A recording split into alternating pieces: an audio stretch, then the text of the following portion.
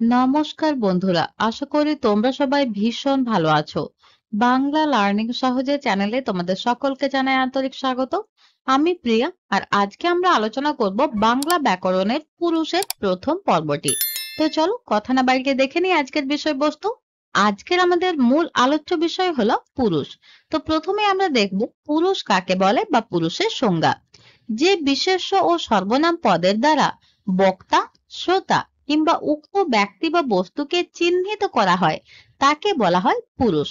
তাহলে দেখো, সংজ্ঞা থেকে আমরা বুঝতে পারছি যে যে বিশেষ্য পদ ও সর্বনাম পদের দ্বারা আমরা বক্তা অর্থাৎ যে বলছে, শ্রোতা অর্থাৎ যে শুনছে, অথবা উক্ত ব্যক্তি বা বস্তুকে অর্থাৎ যে ব্যক্তির সম্পর্কে বলা হচ্ছে বা যে বস্তু সম্পর্কে বলা হচ্ছে সেটি আমরা বুঝতে পারি বা চিহ্নিত করতে পারি, তাকে আমরা বলছি পুরুষ। একে ইংরেজিতে পার্সন বলা হয়, এটা আমি ব্র্যাকেটের মধ্যে লিখেছি। অথবা তোমরা আরেকটি সংজ্ঞা দিতে পারো, যেটা আমি নিচে লিখে রেখেছি দেখো, যার দ্বারা আমি আমরা বা তুমি তোমরা বা সে তারা ইত্যাদি বোধ জন্মে তাকে পুরুষ বলে। অর্থাৎ যার থেকে আমরা আমি আমরা, তুমি তোমরা অথবা সে তারা এটি বুঝতে পারি তাকে আমরা বলছি পুরুষ।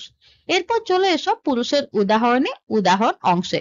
এখানে দেখো আমি লিখেছি, অনিমেষ বলল, বিভাস আমি বাড়ি যাচ্ছি, তুমি থাকলে অশেষ এলে সে যেন কাজে লেগে যায়।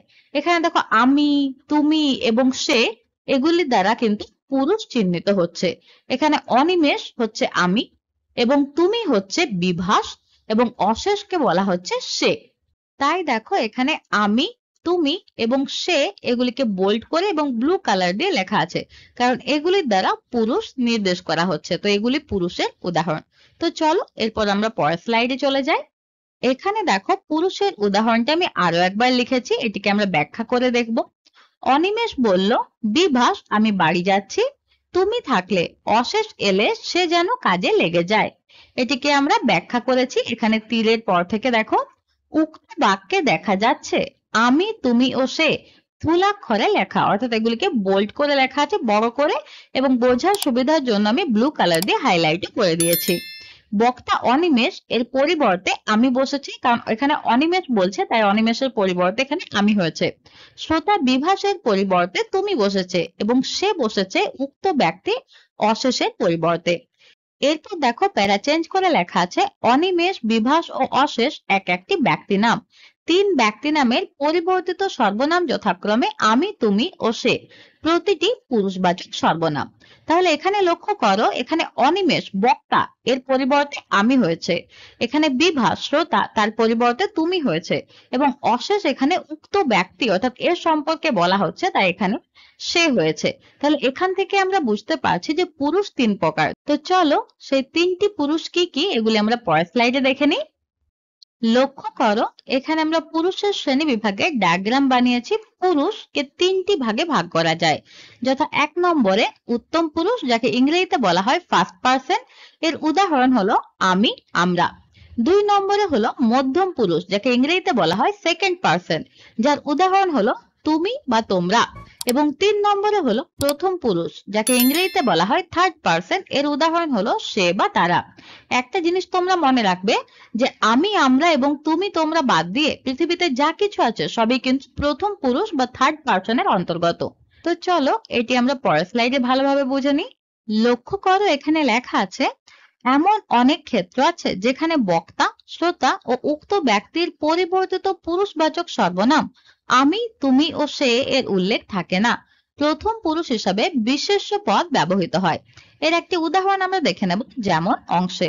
এখানে লিখেছি আমি, সুরেশ ঘুম থেকে উঠেছে, মহিম তখনও বিছানায়, ঘরে রঙিন টিভি, রাত জেগে ছবি দেখা ঝোঁকোদের। এখানে দেখো সুরেশ, মহিম, বিছানায়, ঘরে, টিভি এবং ছবি এগুলিকে আমি বোল্ড করে লিখেছি, এবং বোঝার সুবিধার জন্য আমি ব্লু কালার দিয়ে হাইলাইট করেছি। এগুলি প্রত্যেকটি কিন্তু বিশেষ্য পদ। এখানে আমি, তুমি বা সে এর উল্লেখ নেই। তাহলে এর পুরুষ আমরা কিভাবে নির্ণয় করব? এখানে দেখো তীর দিয়ে আমি ব্যাখ্যা করে লিখেছি, সুরেশ ও মহিম ব্যক্তিবাচক, আর বিছানা, ঘর, টিভি, ছবি বস্তুবাচক বিশেষ্য। তাহলে এখানে সুরেশ এবং মহিম এগুলি ব্যক্তিবাচক বিশেষ্য, এবং বিছানা, ঘর, টিভি, ছবি এগুলি বস্তুবাচক বিশেষ্য। ব্যক্তি বা বস্তু যাই হোক, যেহেতু উত্তম বা মধ্যম পুরুষ নয় সেহেতু প্রথম পুরুষের অন্তর্গত। যেটি আমি আগেও বললাম তোমাদের যে আমি আমরা তুমি তোমরা বাদ দিয়ে যাই থাকুক না কেন পৃথিবীর সবই কিন্তু প্রথম পুরুষের অন্তর্গত হবে। যেহেতু এখানে আমি আমরা বা তুমি তোমরা নেই, তাই উত্তম পুরুষ বা মধ্যম পুরুষ নয়, এগুলি প্রত্যেকটি কিন্তু প্রথম পুরুষের অন্তর্গত। তো আশা করি তোমরা বুঝতে পেরেছো আজকের আলোচনার সমাপ্তটি। আজ তবে এখানেই শেষ করছি। এ বিষয়ে তোমাদের যদি কোনো প্রশ্ন থাকে তো অবশ্যই তোমরা কমেন্ট বক্সে করতে পারো, যার উত্তর তোমরা খুব তাড়াতাড়ি পেয়ে যাবে। তো দেখা করছি পরের ভিডিওতে অন্য কোনো বিষয়ের আলোচনা নিয়ে। আর ততক্ষণ পর্যন্ত ভালো থেকো, সুস্থ থেকো, নিজের এবং পরিবার সকলের খেয়াল রাখো। টাটা।